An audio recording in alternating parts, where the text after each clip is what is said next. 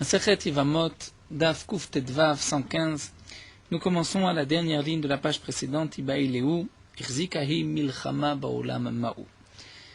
Donc nous sommes au début du 15e Pérec où nous avons vu dans la Mishnah que lorsqu'une femme est partie en outre-mer avec son mari et qu'elle revient et qu'elle dit que son mari est mort, on pourra la croire et lui permettre de se remarier à condition qu'il y ait la paix dans le monde et qu'il n'y ait pas eu de dispute aussi entre elle et son mari. Ou plutôt comme nous avons vu dans la Gemara, lorsqu'il n'y a pas de paix dans le monde, ou lorsqu'il y a eu des disputes, là on ne la croira pas. Donc jusqu'à preuve du contraire, tant qu'on ne sait pas qu'il y a une guerre, tant qu'on ne sait pas qu'il y avait une dispute entre elle et son mari, on pourra la croire. La raison pour laquelle, lorsqu'il y a une guerre dans le monde, on ne la croit pas, la Gemara nous avait expliqué, c'est parce que peut-être que la femme ne va pas témoigner qu'elle a vu son mari mort, elle pense que son mari est mort, puisque le contexte, la guerre, la pousse à dire que le mari est mort, de la même manière que des tas de gens sont morts. Pourquoi juste son mari va échapper au sort de ses contemporains, au sort de ses amis?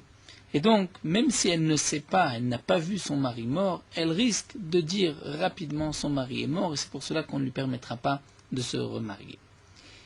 Et là, la Gemara va nous poser la question, quel est le din si nous ne savons pas s'il y a une guerre ou pas? C'est elle qui vient nous rapporter cette information et qui vient nous dire, il y a la guerre dans le monde, c'est-à-dire dans cet endroit, là où il se trouvait, et que son mari est mort. Est-ce que là, on dira que c'est certain qu'elle dit la vérité, puisque c'est vraiment, elle voulait mentir, elle n'avait pas besoin de préciser que c'était un état de guerre, elle aurait pu très bien dire son mari est mort et on l'aurait cru. Donc si elle nous dit c'est un moment de guerre et il est mort, on pourra la croire. Ou peut-être, nous dit la Gemara, étant donné que dès qu'il y a un moment de guerre, nous savons qu'une femme ne fait pas attention et va rapidement juger et dire que le mari est mort. Donc là, c'est vrai que c'est elle qui nous a apporté cette information, mais une fois que nous avons cette information, on considère qu'elle ne va pas témoigner ce qu'elle a vu, mais ce qu'elle pense, ce qu'elle a imaginé. Et c'est donc le problème que se pose ici la Gemara, quel va être le din lorsque c'est elle qui nous apporte cette information. Donc Iba et Léou, on a posé la question suivante, Irzikahi milchama baolam, c'est elle qui nous a apporté cette information qu'il y a la guerre dans le monde. Maou, quel est le din lorsqu'elle dit que son mari est mort? Mi amrinan, est-ce qu'on va dire malil et shaker?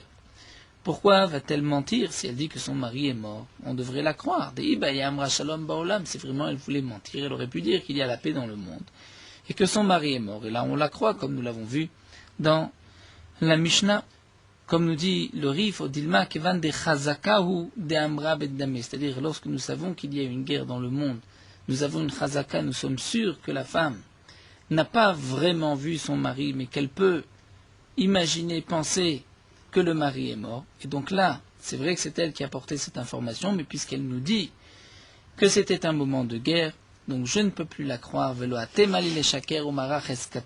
mal les shaker, cette preuve qu'elle ne ment pas, ne peut pas venir enlever cette chazaka, que lorsqu'il y a une guerre, elle témoigne à partir d'un à peu près, même si elle n'a pas vu vraiment son mari mourir. Rashi soulève quand même une question intéressante. À la 4e ligne du Rashi en haut, Rashi nous dit, mais on pourrait apporter une preuve de la Mishnah. Puisque dans la Mishnah, c'est marqué que lorsqu'il y a la paix dans le monde, on la croit. De quoi il s'agit? Qu'est-ce qu'elle dit, cette femme? Lorsqu'il y a la paix dans le monde, elle dit que son mari est mort dans son lit. Ça, c'est impossible, puisque nous avons vu que même lorsqu'il y a une période de guerre, si la femme dit « je l'ai vu, il était mort dans son lit », là c'est sûr qu'on la croit. Donc lorsque c'est marqué qu'il y a la paix dans le monde, on la croit, mais qu'il y a la guerre, on ne la croit pas. Donc de la même manière que la guerre, on ne la croit pas, c'est lorsqu'elle ne l'a pas vu mort. Elle pense qu'il est mort, dit son mari est mort, mais elle ne l'a pas vu, elle ne peut pas dire « je l'ai vu mort sur son lit ». Donc lorsque elle vient dire que son mari est mort et qu'il y a la paix dans le monde, on parle aussi dans le même contexte, dans le même Dans le même principe, elle ne dit pas que son mari est mort sur son lit, mais il est mort donc en guerre. C'est la seule explication possible de notre Mishnah. De quelle guerre il s'agit, puisque c'est Shalom Baolam. Donc on est obligé de dire que lorsque la Mishnah nous dit Shalom Baolam, il y a la paix dans le monde, mais elle vient dire qu'il y avait la guerre là où elle se trouvait et que son mari est mort. Et donc on voit qu'on lui fait confiance, qu'on la croit, donc on pourrait répondre à notre question. Eh bien Rashi nous dit que non. Rashi nous dit il y a une autre explication possible. On peut dire que notre Mishnah, on parle dans le cas où elle dit Met Stama, c'est-à-dire elle ne précise pas où il est mort, comment il est mort. Et donc la Mishnah vient nous dire la chose suivante. S'il y a la paix dans le monde, même si elle n'a pas dit qu'il est mort sur son lit, on va traduire ces paroles et on va dire ce qu'elle a voulu témoigner, que son mari est mort, c'est-à-dire qu'il est mort sur son lit. Mais lorsqu'il y a la guerre dans le monde, donc certainement lorsqu'elle a dit il est mort, on va traduire ces paroles et expliquer il est mort en guerre. Et puisque nous avons une règle qu'en temps de guerre, elle ne va pas témoigner lorsqu'elle a vu le mari mort, mais même lorsqu'elle pense, lorsque tout prête à dire qu'il est mort, donc c'est pour cela qu'on ne la croit pas.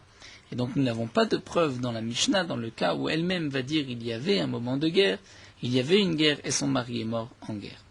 Alors la Gemara nous apporte une preuve tashma. Ishnu alenu bait. Et si des ennemis ont allumé un feu et notre maison était pleine de fumée, ou Ishnu alenu mahara, on était dans une grotte, ils ont allumé un feu et ils ont voulu nous asphyxier, et que la femme dit Humet, lui le mari est mort, vanini tsalti, et moi j'ai été sauvé, et nanemenet, on ne la croit pas, elle ne pourra pas se remarier. Donc là aussi, nous dit Rashi, c'est un cas où c'est Irsikahi Milchama, c'est elle qui nous rapporte cette information qu'il y avait une guerre, qu'on a voulu les asphyxier, et c'est marqué Enane Menet. Donc on voit, on considère que la femme peut témoigner, peut dire qu'il est mort, alors qu'en vérité, il n'est peut-être pas mort. Donc ce n'est pas parce qu'il nous manque une Némanout, puisque là nous avons la preuve qu'elle ne ment pas, sinon elle aurait très bien pu dire qu'il n'y avait pas de guerre, mais malgré tout, nous voyons qu'on ne la croit pas parce que Bédédamé, elle va dire Bédédamé, elle va penser, elle va imaginer qu'il est mort. La Gemara répond, Shané Atam, là-bas c'est différent. Pourquoi de Amarla? Parce qu'on va lui dire, c'est-à-dire nous explique Rashi, qu'en vérité là-bas, on a une raison de dire à cette femme qu'elle a pu se tromper. On peut lui dire Kéri de l'Editra, Kéri de l'Edida, Ritrachish Nissa, de la même manière que à toi, tu as pu te sauver de cette maison, de cette grotte, tu as eu un miracle, l'Edidé Nametrachish Nissa. Peut-être que lui aussi a eu droit à ce miracle et qu'il a pu échapper. C'est vrai que de manière le mari n'est pas revenu, mais peut-être qu'il s'est enfui pour une autre raison. On ne sait pas s'il est mort. Donc la Gemara a refuté la preuve. Donc c'est vrai que dans ce cas-là, c'est elle qui a apporté l'information, mais pourquoi on ne la croit pas? Parce que peut-être qu'on peut lui donner une sortie qu'elle n'avait pas pensée. On peut dire que le mari aussi a été sauvé. Mais dans le cas où on ne peut pas trouver une issue, une sortie, et donc on ne peut pas expliquer différemment est-ce que le mari est mort ou pas, là, peut-être qu'on la croira. Tashma l'agma nous apporte une autre preuve. Naflo alenu ovde kochavim, naflo alenu listim. Si elle dit, ils sont tombés sur nous des non-juifs ou des brigands armés nous sont tombés dessus, Humet, lui est mort, venit salti, et moi j'ai été sauvé. Né, mais net, on la croit. Donc là nous avons un cas où c'est elle qui apporte l'information qu'il y avait une guerre, et pourtant, lorsqu'elle dit il est mort, on la croit. La Gemara dit non, nous n'allons pas apporter de preuve de là-bas. Pourquoi? Atam Kederavidi. En vérité, dans une guerre, la femme n'est pas présente. Donc lorsqu'il y a une guerre, elle aussi s'enfuit, comme nous l'avons vu plus haut dans la parole de Tosfot, qu'elle s'enfuit, elle a peur de rester aussi pour ne pas recevoir une flèche ou une pierre, et donc elle n'a peut-être pas vu son mari mourir. Mais dans le cas de brigands ou de non-juifs, qui leur sont tombés dessus, là nous dit la Gemara, la femme va rester et va voir si son mari est mort ou pas. Elle n'a pas peur des brigands. Pourquoi? Kedi Ravidi, comme nous a enseigné Ravidi. Dama Ravidi nous a dit, Isha, Kelizaina Alea. La femme a ses propres armes sur elle. C'est-à-dire, la femme n'a pas peur d'être tuée, puisque comme dit la Gemara dans Masechet Avodazara, digne de Ravidi, le brigand, celui qui l'attaque, va peut-être tuer le mari, mais la femme, il ne va pas la tuer. Il pourra peut-être la violer et la laisser vivre. Donc la femme n'a pas peur d'être tuée, et donc elle peut rester, et elle a certainement vu son mari mort, et c'est pour cela qu'on la croit. Mais dans le cas de la guerre, étant donné qu'elle ne reste pas, qu'elle n'est pas présente au moment de la guerre, donc là, on va dire que certainement, elle ne l'a pas vu mort, mais elle pense, elle s'imagine qu'il est mort. L'Agma nous raconte à Gavra de Bishilé Iloulé, un homme qui, à la fin de son mariage, Itlé Noura, le feu a pris Beganané dans la maison où il dormait. Amra Léo de Bitayou, donc sa femme, a crié et a dit aux gens, Chazou Gavrae, regardez mon mari, Chazou Gavrae, regardez mon mari, il est en train de brûler. À tout, ils sont venus, Chazou Gavra Charoucha, et ils ont trouvé un homme qui était entièrement brûlé, déchadé qui était jeté, donc sur le sol, entièrement brûlé, ou Pasta Dida Deshadia, et il y avait aussi, Pasta Diyada Deshadia, il y avait aussi une main qui était aussi jetée. Donc là, a priori, nous avons la preuve que le mari est mort. Bien sûr, le mari, on ne pouvait pas le reconnaître. Le feu n'avait pas laissé de traces. On voyait un corps, mais on ne pouvait pas le reconnaître. Quel était le din? Savar Apriya Baravin, les Memar Apriya Baravin pensaient dire que Aïnou Ishinu Alenu Bait, Ishinu Alenu Mahara, c'est exactement le même din que la braïta que nous avons vu plus haut, lorsqu'une femme vient dire on a essayé de nous asphyxier, de mettre le feu dans notre maison et que la fumée va nous tuer, et pourtant, lorsqu'elle dit que son mari est mort et qu'elle a été sauvée, on ne la croit pas. Donc là aussi, on dira qu'on ne croit pas cette femme.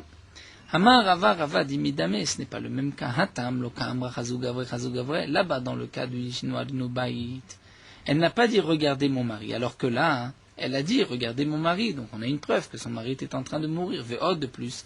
Gavra charoucha deshade ou pastad yada deshadia. Nous avons devant nous un corps qui est mort, qui est brûlé, et nous avons même une main de celui qui est venu sauver le mari, qui a aussi brûlé.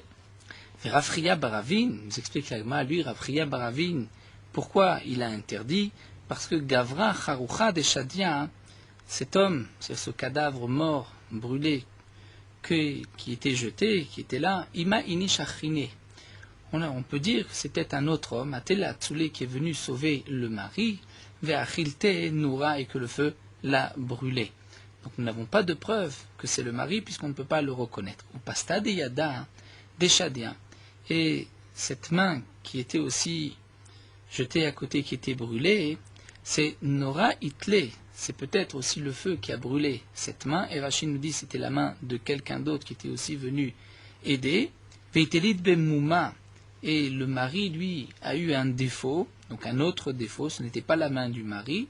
Au Mahmat qui soufa azal verak l'alma, étant donné qu'il avait eu honte, donc à cause de cette honte, c'est pour cela qu'il s'est enfui, et donc ce n'est peut-être pas le mari, on ne peut pas permettre à cette femme de se remarier. Nous avons un autre pirouche que nous rapporte le Tosfot Arosh, qui explique que c'était la main du mari qu'on a trouvé, et que le mari s'est enfui, c'était ce moum, ce défaut que la Gemara mentionne ici, mais le Tosfot Arosh précise que Rachid n'a pas voulu expliquer ainsi, parce que si un homme a perdu sa main dans ces conditions, d'après Rachi, considère qu'il ne peut pas vivre et s'enfuir de cette manière. Donc c'est pour cela que d'après Rachi, nous explique le Tosfot Arosh, il y avait donc 3 personnes, la personne qui est morte, une autre qui a perdu sa main, et le mari qui s'est enfui. Alors l'Agma continue, on pose une autre question. Dans un temps de guerre, lorsque nous avons un seul témoin, Mao, quel est le din lorsque le témoin vient dire le mari est mort, est-ce qu'on le croit ou pas? Nous avons vu plus haut que lorsqu'un témoin vient dire à une femme que son mari est mort, elle pourra se remarier. Mais là, étant donné que c'est un moment de guerre, peut-être que c'est différent. Pourquoi? Est-ce que peut-être que la raison pour laquelle en général on croit un témoin lorsqu'il vient dire que son mari est mort, c'est parce que ce témoignage, c'est quelque chose d'avidel aiguille qui par la suite va se faire savoir. Dire si le mari n'est pas mort, il reviendra.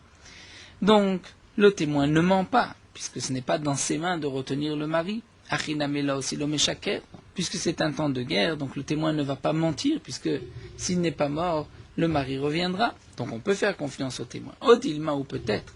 Tamad et Edechad, la raison pourquoi on fait confiance à un témoin, c'est parce que les Chachamim considèrent que la femme aussi va faire ses propres vérifications. Shum de Igoufa Daïkom Nasva, elle aussi va faire attention, va vérifier et va se remarier.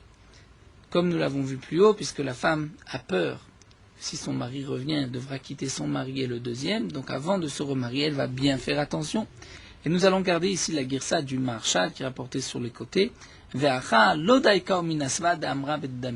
Ici, dans le cas de ce témoin, étant donné que c'est un temps de guerre, donc la femme, elle ne va pas faire ses propres vérifications, étant donné que elle va penser certainement, comme nous l'avons vu, Bédédam, et certainement que le mari est mort, puisque en temps de guerre, beaucoup de gens meurent.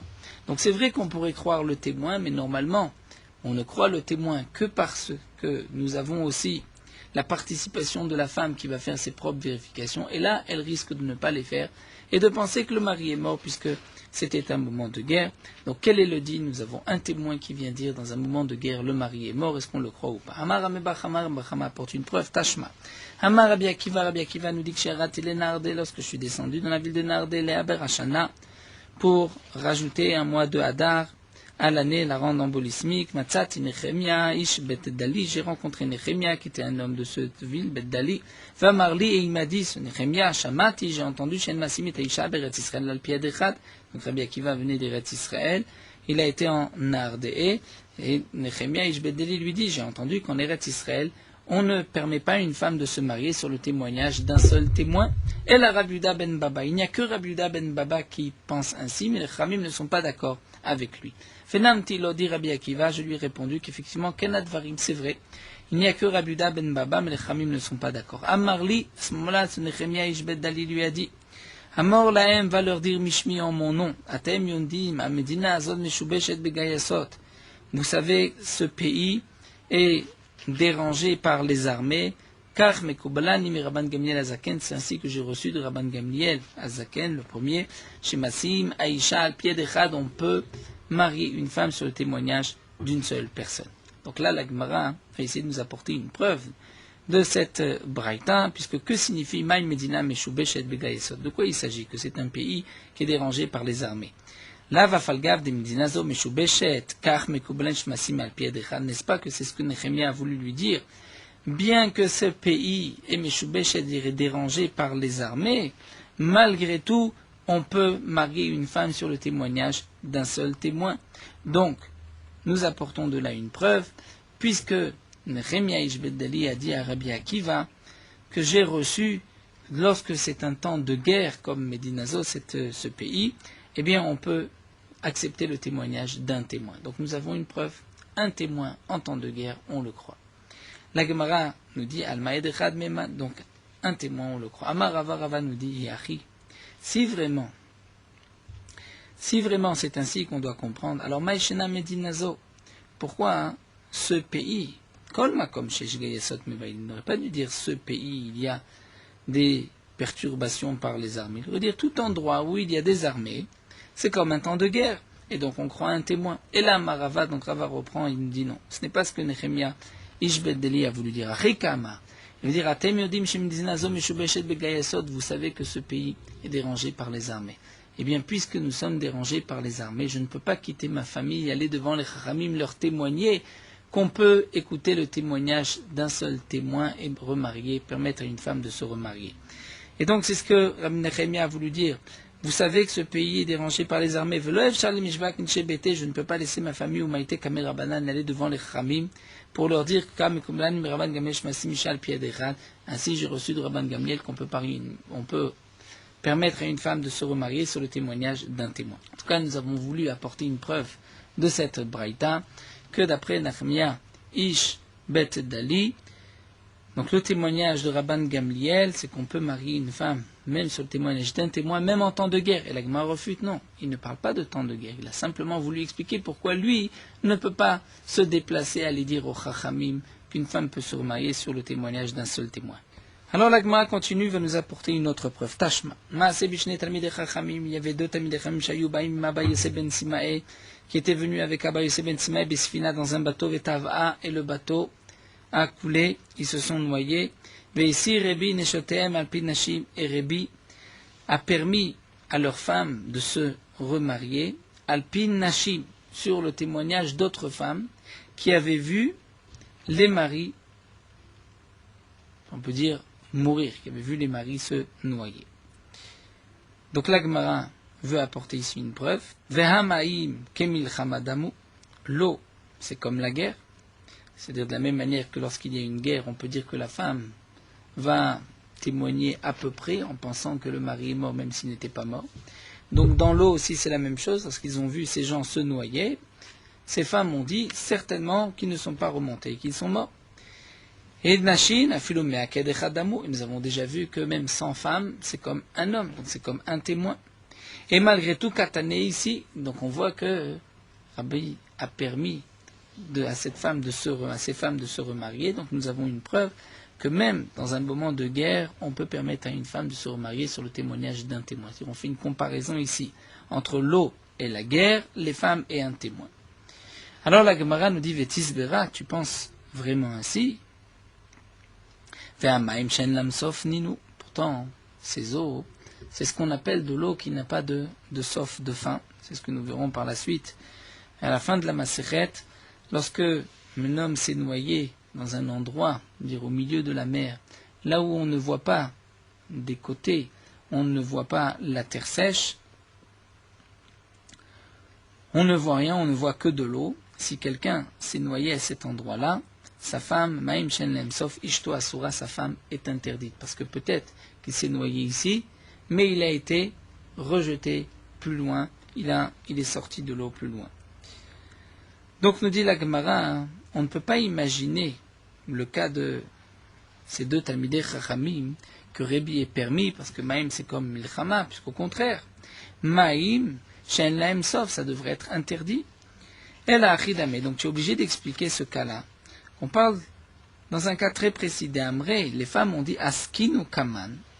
Nous les avons ressortis de l'eau. Donc ils sont sortis de l'eau, morts. Vechazin ole altar, nous les avons vus immédiatement. Nous les avons reconnus immédiatement. Nous avons vu que c'était les maris de ces femmes. Vekamre, et ils ont apporté simanim, des simanim. Ils ont apporté des preuves. Ces femmes ont apporté des preuves que c'était bien les maris, puisqu'ils ont apporté des simanim, des signes de reconnaissance. Et donc là, pourquoi Rébi a permis à leurs femmes de se remarier? Parce que le témoignage de ces femmes, ce n'était pas sur leur témoignage des lavalay ou samchinan, ce n'est pas sur eux qu'on s'appuyait, qu'on faisait confiance, c'est la simanim, mais sur les simanim, puisque eux ont apporté, ces femmes ont apporté des preuves que c'était ces hommes-là, et c'est pour cela qu'on a permis à leurs femmes de se remarier. Donc là, la Gemara n'a toujours pas apporté de preuves, donc nous ne savons pas non plus, lorsqu'il y a un témoin, Beshat Milchama, est-ce qu'on peut lui faire confiance ou pas? La Gemara nous raconte à Ugavra d'Afkid Shum Shemeh Gabe Chavri, un homme avait laissé en dépôt du sésame chez son ami. Amarlé, ensuite il lui a dit Avli Shum Shemeh, est-ce que tu peux me rendre mon sésame? Amarlé, il lui a répondu Shakil Tinu, tu les as déjà pris. Alors là, le propriétaire répond Va Khan Vechan Avian, il y avait tant et tant. Bechavita Ranyan, et tu les as mis dans ce tonneau, cette jarre. Donc il te suffit de regarder. Et tu regardes et tu vas aller voir là-bas. Amarlé, il lui a dit, c'est vrai que maintenant dans ces mêmes tonneaux, dans ces mêmes jarres, il y a du sésame, mais ce ne sont pas les tiens. Ditra Shakilti, nous vanachinenu, les tiens, tu les as pris, je les ai rendus, et ça ce sont d'autres sésames. Ça va Rafrizda, et même Rafrizda a voulu dire que ce cas-là, c'est exactement Inushne Talmidei Chachamim. C'est le même cas que les deux Talmidei Chachamim. Nous avons expliqué plus haut que cette histoire des deux Talmidei Chachamim qui avaient été noyés, que Rébi a permis à leurs femmes de se remarier. On parlait dans le cas où il y avait des femmes qui ont vu ces hommes-là, qui les ont vus remonter à la surface, ils les ont vus morts, donc une fois sortis de l'eau, et ils ont apporté leurs simanim. Et donc ces simanim, l'homme, on ne dit pas que ces deux corps que nous avons retrouvés, ce ne sont pas les maris, ce sont d'autres personnes. Et ces corps-là, ce sont d'autres personnes. Et que les simanim que nous avons vus, eh bien, il peut y avoir aussi d'autres qui avaient les mêmes simanim. On ne dit pas une telle chose. Donc, bien sûr, nous verrons par la suite que lorsque quelqu'un a été noyé, donc on ne peut pas le reconnaître puisque l'eau va changer les visages. Nous rapporte Rashi. Si Tosfot n'est pas tout à fait d'accord avec Rashi, nous reverrons cette sougia plus loin, quel est exactement le digne d'un homme qui sort de l'eau. Donc là, ils n'ont pas pu le reconnaître immédiatement ils n'ont pas pu les reconnaître immédiatement lorsqu'ils sont sortis de l'eau, mais ils ont apporté des simanim. Donc peut-être, nous dit Rafrizda, de la même manière que là-bas, on ne dit pas, il y avait peut-être d'autres personnes avec les mêmes simanim. Donc là aussi, dans le cas des shumshemé, du sésame, on ne dira pas que cet homme-là avait autant de sésame dans les mêmes jarres, la même quantité, certainement que c'est les mêmes. Amarle Rava, mais Rava n'est pas d'accord. Rava nous dit, Midame atam kamre simanim. Là-bas, les femmes ont rapporté des simanim. Hacha shumshemé, maï simanait leu. Mais ici, les shumshemim, le sésame, quel est le siman qu'il y a dans le sésame? On ne peut pas reconnaître si c'est ce sésame ou pas. Alors que là, les corps, il y avait des simanim. Seulement, on va dire peut-être que d'autres aussi avaient les mêmes simanim. Jusque-là, on ne dira pas. Mais là, dans le sésame, puisqu'il n'y a pas de siman, donc certainement que le propriétaire a repris son sésame, et ça, ce sont d'autres sésames, Vedeka Amar. Alors, lorsque le propriétaire a dit Kan Vekan Avian, qu'il y avait tant et tant, eh bien, peut-être Imachouch Benaïtrame, peut-être qu'il a trouvé juste le bon poids, la bonne mesure, mais ce n'est pas une preuve que ce sésame lui appartient. Amarle Markeshisha Barafrizda le Ravashi, Markeshisha Barafrizda demande à Ravashi, Umi Chaishnan Shmapinan. Est-ce qu'on craint que peut-être il a enlevé le sésame, il a remis d'autres à la place? C'est-à-dire que d'après ce que nous venons de voir ici, d'après Rava, nous venons de voir qu'on considère que le propriétaire a reçu son sésame et que cet homme-là qui avait d'abord accepté ce dépôt les a rendus, mais ensuite a remis du sésame à la place. Donc demande Rafrizda, Markeshisha Barafrizda Ravashi, est-ce qu'on craint une telle chose? Est-ce qu'on va dire chez Mapinem que peut-être il a changé, il a enlevé le sésame, il a mis encore du sésame? Si les simanim sont les mêmes, certainement que c'est le sésame. La preuve, maintenant, nous avons une Mishnah qui nous dit Matzah kli vekatuv alav kuf. Si un homme a trouvé un keli et à l'intérieur il y avait du blé, des aliments, c'est marqué un kouf, c'est que korban, ça avait été réservé pour une offrande, pour un korban. Même, c'est marqué un même, c'est le maaser, c'était pour maaser. Dalet, c'est 10 mois, il y avait un mélange de terouma et de choulin qui ne peut être mangé que par le kohen. Tête, s'il y avait un tête, c'est tevel, c'est que la récolte n'avait pas reçu les prélèvements de trouma ou maasrot. Tav, c'est terouma. Pourquoi shebeshat sakana yukodvim tav tachat trouma? Puisque pendant les moments de danger, lorsque les non-juifs avaient interdit au Bnei Israël d'accomplir les mitzvot, donc ils écrivaient juste un tav et on savait que c'était terouma. Donc si on trouve dans un keli où c'est marqué tav, on trouve du blé, on dira que c'est du blé de terouma. On ne dit pas, on ne pense pas que peut-être ce blé est sorti et que là c'est un autre blé.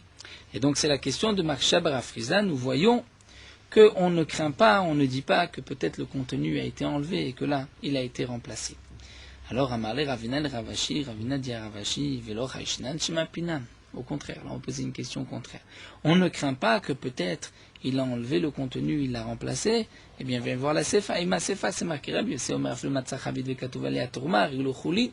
Rabbi Yossé dit, même si on a trouvé un tonneau et c'est marqué Teruma en toutes lettres, c'est quand même Choulin. Pourquoi? Shani Omer Ishtakal Ave Malé Teruma Ofina, puisque nous dit Rabbi Yossé, je vais dire, l'année dernière, c'était plein de Teruma, mais entre-temps, il a vidé le contenu, il a mis une autre récolte. Donc tu vois que lorsqu'il y a dans un Keli une récolte, on peut penser que le contenu précédent avait déjà été enlevé et que là, c'est une autre récolte qui a été mise.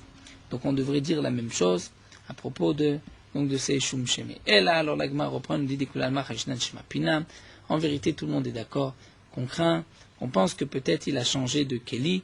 Donc pour les shumshemim aussi, pour le sésame, peut-être qu'en vérité il a déjà rendu le sésame et que là, il a rempli le Keli d'autres choses. On comprend aussi Rabbi aussi, qui pense que lorsqu'on a trouvé quelque chose dans un récipient où c'était marqué Tav, c'est kasher, c'est trouline. Pourquoi? Puisque certainement ça a été vidé et on a encore une fois rempli le contenu. Et il ne reste qu'à expliquer la Mishnah de Matzah Keli Vekatuv Alea Kuf, ou même, ou Dalet, ou Tet, ou Tav, que là nous avons vu que le contenu est considéré comme Korban, Maaser, Dimmoa, Tevel ou Teruma.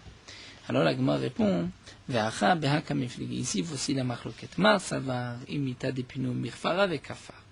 L'un pense, c'est-à-dire Tanakama pense, que si vraiment il avait enlevé le contenu, il aurait dû Mikfar avec kafar, il aurait dû enlever la lettre qui était sur le keli. Vedar, mais l'autre, c'est-à-dire Rabbi Yossé qui pense que non, peut-être ça a été changé, on n'a pas effacé. lui pense que Imar, on a qu'à dire il a peut-être oublié, Inamel Fanchaya Shafke, ou peut-être qu'il l'a laissé pour sauver les fruits qui se trouvaient à l'intérieur, puisqu'il s'est dit, si c'est marqué Terouma, personne ne touchera à ces fruits. Je suis sûr de les garder, bien que ce n'est peut-être pas de la Terouma. Donc là, la Gemara a essayé de comparer donc, le din de cet homme-là qui avait laissé en dépôt du sésame chez son ami. Lorsqu'il était revenu, son ami lui avait dit, je te l'ai déjà rendu, bien qu'il avait des simanim. Quel était le din? Donc est-ce que ça ressemble au din des deux Talmidei Chachamim, comme le pense Rafriza, ou c'est comme nous l'a dit Rava, que pour les Shumshemé, pour le sésame, il n'y a pas de siman, puisqu'il n'y a pas de siman. Donc certainement, c'est un autre sésame, ce n'est pas le sésame qui avait été confié auparavant. La Gemara nous raconte que Yitzhak Resh Galuta, Barachate de Rav Bibi, Yitzhak, qui était surnommé Resh Galuta, qui était seulement la tête de sa ville, la tête de l'exil, Barachate de Rav Bibi, le fils de la sœur de Rav Bibi, donc c'était le neveu de Rav Bibi, avec Azil Mikurtava la Aspamia. Il était en chemin de Kurtava pour aller en Aspamia. Veshachiv, il est décédé. Shalchum Atam, ils ont envoyé de là-bas que Yitzhak Resh Galuta, Barachate de Rav Bibi, Yitzhak Resh Galuta, le neveu de Rav Bibi, avec Azil Mikurtava la Aspamia, était en chemin de Kurtava à Aspamia, Veshachiv, et il est mort. Et la question qui s'est posée, c'est Michaishna letre Yitzhak Olo. Est-ce qu'on craint qu'il y ait peut-être un autre Yitzhak et qu'il ne s'agit pas de ce Yitzhak que nous connaissons? Donc peut-être qu'on ne peut pas permettre sa femme. Les Rishonim se posent la question, mais avec tant de détails, Yitzhak Resh Galuta, le neveu Rav Bibi, qui était de là à là, qui partait de Kurtava pour Aspamia, il est décédé. Est-ce qu'avec tout cela, on doit craindre qu'il y a peut-être un autre Yitzhak Resh Galuta? Et nous avons une explication du Nimukei Yosef. Nimukei Yosef ici explique que voici exactement comment ceci s'est passé. On savait que Yitzhak Resh Galuta, c'était celui qu'on surnommait Yitzhak de Kurtova. Et ensuite, on a envoyé le message de Aspamia était le suivant. Il y a une personne qui est appelée Yitzhak Resh Galuta qui est décédée dans leur ville. Et il y a des témoins, des gens qui étaient avec lui, qui ont témoigné qu'il était parti de Kurtova pour aller à Aspamia. Mais il n'y avait pas de témoins. Et ni les gens de Aspamia ne connaissaient que c'était bien ce Yitzhak de Kurtova. Donc on savait que Yitzhak Resh Galuta était décédé. On savait que cette personne était partie de Kurtava pour Aspamia. Mais on ne sait pas si c'est ce même Yitzhak Resh Galuta qui était Yitzhak Kurtova. Et donc c'est pour cela qu'on se pose la question, est-ce qu'il y avait peut-être un autre Yitzhak Resh Galuta ou pas? Abaye Amar Chayshinan, Rava Amar Lo Chayshinan. Abaye nous dit oui, Chayshinan. Peut-être qu'il y a un autre Yitzhak, ce n'est pas lui qui est mort. Rava nous dit non, on ne craint pas, c'est certainement lui qui est mort. Et là, l'Agma va apporter une preuve, Abaye va apporter une preuve, et Rava va apporter une preuve. Amar Abaye Mena Minala nous dit, Abaye, d'où est-ce que je sais? Parce que nous avons eu un cas d'Aougita d'Ishtakar ben Nardé, un acte de divorce qui avait été trouvé dans la ville de Nardé, effective. C'était marqué, Betsat Klunia Mata, côté de la ville Klunia, Ana Androlina en Nardea Patarit, Betarachit Yatlunit Inteti. Moi, Androlinae de Nardé, j'ai divorcé, j'ai dispensé ma femme, et ensuite Shalcha Aboua de Shmuel, le Kamed Rabbi Yehuda Nessia, Aboua de Shmuel, le père de Shmuel, a envoyé la question chez Rabbi Yehuda Nessia, est-ce que on doit craindre peut-être qu'il y avait un autre Androlinae? Et Shalachle, il lui a envoyé la chose suivante, il lui a dit Tivdok Nardé Kula, on va vérifier si dans toute la ville de Nardé il n'y avait pas un autre qui s'appelait Androlinae. Si on veut être sûr que c'est bien lui, il faut vérifier toute la ville. Donc on voit, comme a priori, comme ce que nous a dit Abaye plus haut, qu'on craint que peut-être il y a une autre personne qui dans la même ville porte le même nom. La Gemara reprend et nous dit que non. Rava nous dit, il n'y a pas de preuve de là. Pourquoi? En vérité, on ne craint pas qu'il y ait peut-être un deuxième Yitzhak. Donc on n'avait pas besoin de vérifier s'il y avait Androlinae, un deuxième dans Nardé. Mais Rava pose une question à Abaye et lui dit, si vraiment tu penses qu'on peut craindre peut-être qu'il y avait un deuxième imita, il va décoller là, mais à ce moment-là c'est tout le monde entier qu'il faut vérifier. Mais et là, Rava nous dit, c'est vrai que dans cette histoire, Rabbi Yehuda Nessia lui a dit qu'il faut vérifier tout Nardé parce qu'on craint un autre Androlinae. Mais en vérité, nous dit Rava, Rabbi Yehuda Nessia ne craignait pas un deuxième. En vérité, le guet était suffisant. Seulement, Mishum Kvodo de Abba de Shmuel ou de Shalach Achi. C'est pour l'honneur de Abba de Shmuel, puisque Abba de Shmuel a posé la question. Si Rabbi Dansya avait répondu, on n'a pas besoin, tu peux accepter cet acte de divorce sans vérifier. Donc à ce moment-là, la question de Abba de Shmuel aurait pu paraître comme simple, comme légère, puisque il lui répond tout de suite, non, on n'est pas Choshesh. Donc c'est pour cela qu'il lui a dit, il faut quand même que tu vérifies tout Nardé. Mais il n'a pas besoin de vérifier Nardé, parce que s'il doit vérifier Nardé, il doit vérifier le monde entier. En tout cas, on voit que, d'après Rava, on n'a pas de preuve. Est-ce que on craint un deuxième ou pas? Amar Rava, et là Rava va apporter lui une preuve qu'on ne craint pas qu'il y ait un deuxième Rabbi Tzrak dans la même ville. Mena minala nous dit Rava, d'où est-ce que je le sais? D'Ani outre shtare de nafke b'mechouze, il y avait deux shtars, deux actes de prêt, c'est-à-dire qui sortaient de la ville de Mechouze. Vectif baou c'était marqué Chavi bar Nanae et Nanae bar Chavi. Il y avait deux shtarov, un c'était Chavi bar Nanae, l'autre c'était Nanae bar Chavi. Ve'agbe be'u Rava baravua zouze. Et Rava baravua a dit, a utilisé ces shtars pour exiger de celui qui a emprunté de payer à celui qui a prêté. Bien que c'était des noms très répandus, c'est comme Yosef ben David ou Yitzhak Cohen, aussi on peut imaginer qu'il y en a beaucoup. Donc on voit que bien que dans cette ville il y avait beaucoup de gens qui portaient le même nom, Rabba Baravoua a quand même utilisé, accepté ce shtar. Donc c'est une preuve qu'on ne craint pas que ce shtar soit en vérité le shtar de quelqu'un d'autre. C'est lui qui le présente, c'est certainement ce shtar-là. Vers Abaye va répondre qu'en vérité, on craint. Peut-être qu'il y a un autre qui porte le même nom. Seulement là-bas, dans le cas des shtarot, qu'est-ce qu'on peut craindre? Les maïnichoshla. Il est nefila mizar zairbe. Si on craint qu'en vérité, dans le premier shtar, par exemple, c'est marqué que Chavi bar Nanae a prêté à un tel de l'argent. Et que cet argent ne revient pas à ce Chavi bar Nanae, mais peut-être à un autre dans la ville qui s'appelait Chavi bar Nanae. Comment ce shtar est donc arrivé dans les mains de celui-ci? Si tu vas dire Nefila, c'est qu'il est tombé du vrai propriétaire. Mais au contraire, Mizar Zahirbe. Le propriétaire fait attention de ne pas perdre son shtar, surtout si dans la ville il y a plusieurs personnes qui portent le même nom.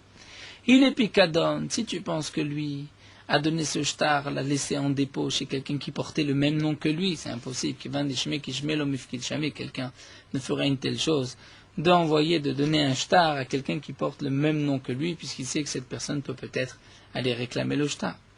Donc Maya Marta, qu'est-ce qu'on peut craindre?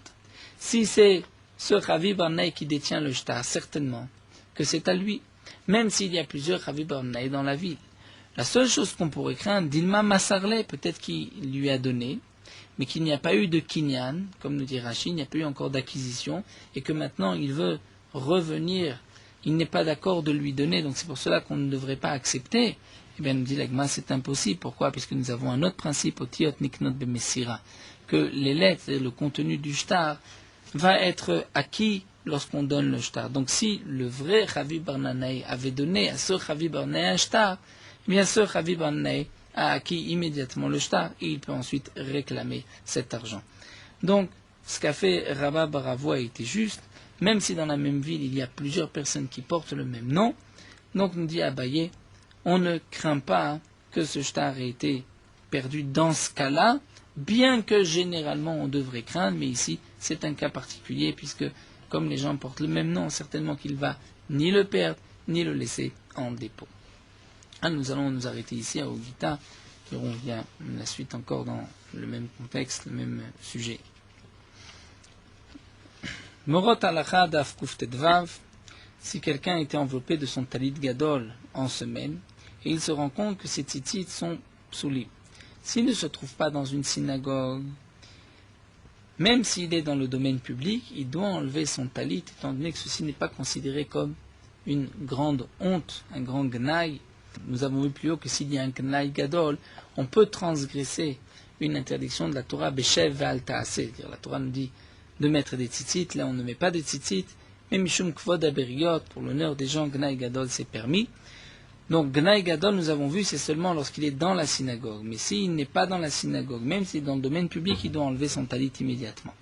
Mais dans le cas où il se trouve dans une synagogue, donc beaucoup de Acharonim pensent qu'il n'a pas besoin de l'enlever, mais il doit rapidement aller dans un endroit discret et enlever là-bas son talit. La raison de cela, c'est que de se retrouver au milieu de la synagogue sans talit, c'est un gnaï gadol, un grand gnaï pour les gens. Et donc là, on a permis même cette interdiction de la Torah, puisque c'est Beshev Altaase, c'est-à-dire on ne transgresse pas par une action, c'est que on est passif, on ne met pas de tzitzit. D'autres sont mahmirim et pensent que même lorsqu'on est en public dans la synagogue, il faut enlever son talit, étant donné que ceci n'est considéré comme un gnaï katan. C'est pas une très grande honte, parce que c'est vrai que les gens ont l'habitude aussi d'enlever leur talit dans la synagogue même. Donc si lui l'enlève dans la synagogue, il n'aura pas honte. Donc c'est pour cela que les poskim nous ont dit, le mieux dans ce cas-là, c'est immédiatement de rendre hefker, c'est-à-dire de enlever sa propriété du talit. Et donc là, automatiquement, il est dispensé de la mitzvah de tzitzit, puisqu'un talit qui ne lui appartient pas, qui est hefker, est dispensé de tzitzit. Et lorsqu'il rentrera chez lui, et qu'il va enlever son talit, là, il peut ensuite faire un nouvel acte d'acquisition et reprendre le talit. Une autre halakha, lorsque les tzitzit ne sont psulim que mahmat safek, c'est-à-dire il y a un doute, est-ce qu'ils sont psulim ou pas, là on n'est pas obligé de l'enlever dans la synagogue, comme par exemple dans le cas où il n'y a que 2 fils qui se sont cassés, et nous ne savons pas si ces 2 fils sont du même fil, et si c'est du même fil, c'est pasoul, si ce sont de 2 fils, c'est kasher, puisqu'il reste de l'autre côté au moins qu'aider Aniva, comme nous l'avons vu. Et donc, puisque là nous avons un doute, eh bien, dans ce cas-là, on n'est pas obligé d'enlever le talit dans la synagogue. En jour de semaine, nous avons l'interdiction de s'envelopper d'un talit si les tzitzit sont pasoul. Même dans le cas où l'homme a honte d'être assis dans la synagogue sans talit, il ne peut pas mettre un talit qui est pasoul, puisque s'asseoir dans la synagogue sans talit, c'est considéré comme un petit gnaï et pas comme un grand gnaï comme nous l'avons vu. Là, nous allons nous arrêter ici. On va